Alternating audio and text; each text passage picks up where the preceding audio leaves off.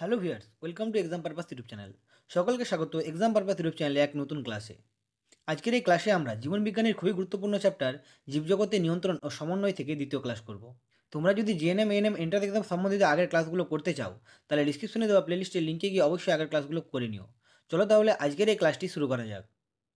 প্রথম প্রশ্ন, কিসের সাহায্যে প্রাণীদেহে ভৌত সমন্বয় ঘটে? এখানে উত্তরে বেশি স্নায়ুতন্ত্র। স্নায়ুতন্ত্রের সাহায্যে প্রাণীদেহে ভৌত সমন্বয় ঘটে। 2 নম্বর প্রশ্ন, কোষদেহের সাইটোপ্লাজমকে কি বলে? এখানে উত্তর হবে এ, নিউরোপ্লাজম। কোষদেহের সাইটোপ্লাজমকে নিউরোপ্লাজম বলা হয়। 3 নম্বর প্রশ্ন, অ্যাক্সনের উপর যে আবরণ থাকে তাকে কি বলে? এখানে উত্তর হবে সি, অ্যাক্সোলোমা। অ্যাক্সনের উপর যে আবরণ থাকে তাকে অ্যাক্সোলোমা বলা হয়। 4 নম্বর প্রশ্ন, যে তরলের মাধ্যমে সাইন্যাপসের মধ্য দিয়ে স্নায়ুস্পন্দন পরিবাহিত হয় তা হল? এখানে উত্তর হবে এ, নিউরোট্রান্সমিটার। যে তরলের মাধ্যমে সাইন্যাপসের মধ্য দিয়ে স্নায়ুস্পন্দন পরিবাহিত হয় তা হল নিউরোট্রান্সমিটার। 5 নম্বর প্রশ্ন, দূরের দৃষ্টি ব্যাহত হলে সেই রোগকে কি বলে? এখানে উত্তর হবে এ, মায়োপিয়া। দূরের দৃষ্টি ব্যাহত হলে সেই রোগকে মায়োপিয়া বলা হয়। 6 নম্বর প্রশ্ন, স্নায়ুতন্ত্রের আলম্ব কোষ বা ধারক কোষটিকে কি বলে? এখানে উত্তর হবে ডি, নিউরোগ্লিয়া। স্নায়ুতন্ত্রের আলম্ব কোষ বা ধারক কোষটিকে নিউরোগ্লিয়া বলা হয়। 7 নম্বর প্রশ্ন, মানবদেহের সুষুম্না স্নায়ুর সংখ্যা কয়টি? এখানে উত্তর হবে সি, 31 জোড়া। মানবদেহের সুষুম্না স্নায়ুর সংখ্যা হল 31 জোড়া। 8 নম্বর প্রশ্ন, মানুষের দীর্ঘতম করটিক স্নায়ু কোনটি? এখানে উত্তর হবে ডি, ভেগাস। মানুষের দীর্ঘতম করটিক স্নায়ুটি হল ভেগাস। 9 নম্বর প্রশ্ন, অগ্র মস্তিষ্কের প্রধান অংশটি হল?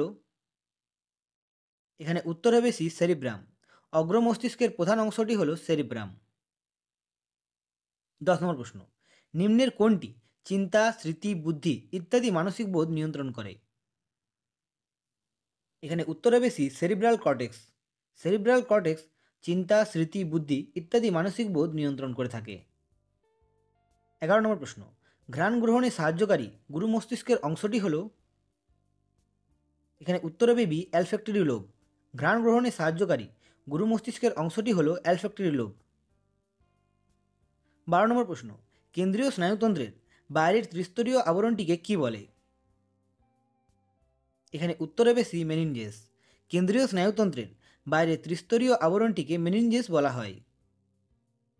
13 নম্বর প্রশ্ন, মেনিনজেসের সবচেয়ে ভিতরের স্তরটির নাম কি? এখানে উত্তর হবে বি, পিয়া ম্যাটার। মেনিনজেসের সবচেয়ে ভিতরের স্তরটির নাম হলো পিয়া ম্যাটার। 14 নম্বর প্রশ্ন, মানব চক্ষুর যে অংশে প্রতিবিম্ব গঠিত হয় সেটি হলো? এখানে উত্তর হবে এ, রেটিনা।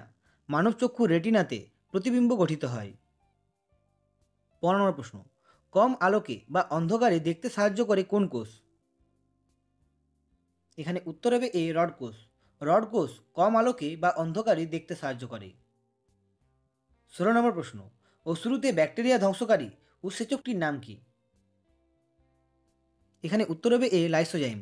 অশ্রুতে ব্যাকটেরিয়া ধ্বংসকারী উৎসেচকটির নাম হলো লাইসোজাইম।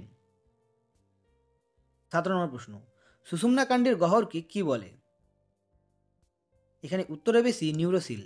সুষুম্না কাণ্ডের গহ্বরকে নিউরোসিল বলা হয়। 18 নম্বর প্রশ্ন, একজন প্রাপ্তবয়স্ক মানুষের দেহে সেরিব্রোস্পাইনাল ফ্লুইডের বা মস্তিষ্ক মেরুরসের পরিমাণ প্রায়? এখানে উত্তর হবে বি, 150 ml। একজন প্রাপ্তবয়স্ক মানুষের দেহে সেরিব্রোস্পাইনাল ফ্লুইডের বা মস্তিষ্ক মেরুরসের পরিমাণ প্রায় 150 ml। 19 নম্বর প্রশ্ন, পরপর দুটি নিউরনের সংযোগস্থলকে কি বলে? এখানে উত্তর হবে সি, সাইন্যাপস। পরপর দুটি নিউরনের সংযোগস্থলকে সাইন্যাপস বলা হয়। 20 নম্বর প্রশ্ন, দুটি নিউরনের মধ্যবর্তী ফাঁকা স্থানটিকে কি বলে? এখানে উত্তর হবে বি, সাইন্যাপস। দুটি নিউরনের মধ্যবর্তী ফাঁকা স্থানটিকে সাইন্যাপস বলা হয়। জিএনএম সংক্রান্ত জীবনবিজ্ঞানের আজকের এই ক্লাসটি এতটাই। এই ক্লাস সম্বন্ধিত তোমাদের কোনো প্রশ্ন থাকলে অবশ্যই আমাকে কমেন্ট করে কমেন্ট বক্সে জানাও। আমি সেখানটার যথার্থ উত্তর দেওয়ার চেষ্টা করব। আর যদি আজকের এই ক্লাসটি তোমাদের ভালো লেগে থাকে তাহলে অবশ্যই বন্ধুদের সাথে শেয়ার করো। আবার দেখা হবে পরের ভিডিওতে। ধন্যবাদ, সকলে খুব ভালো থেকো।